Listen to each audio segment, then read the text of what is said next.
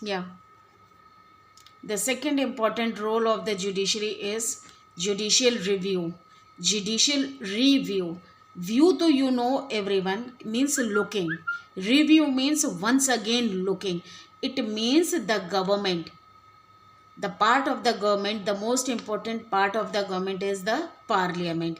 In parliament, sometimes many new laws were introduced because all the three important organs of the government are working here. If they pass any unpopular law among the people, and people, if they are not satisfied with these laws and new changes, and if they believe that these are actually the violation of the basic structure of the constitution.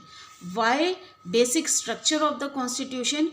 Because judiciary is actually answerable to the constitution, not to the government.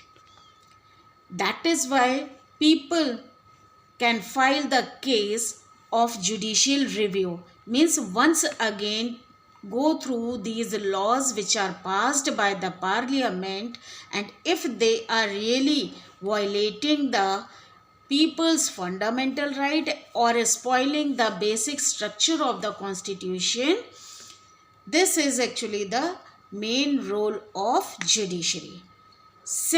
Third one, that is upholding the laws and enforcing the fundamental rights.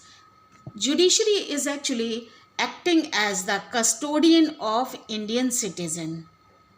It safeguards the fundamental rights of the citizen.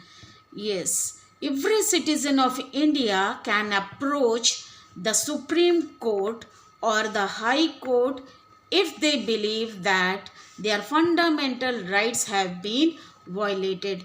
If you think that your fundamental rights are violated by the government or by someone, you can easily approach to the Supreme Court.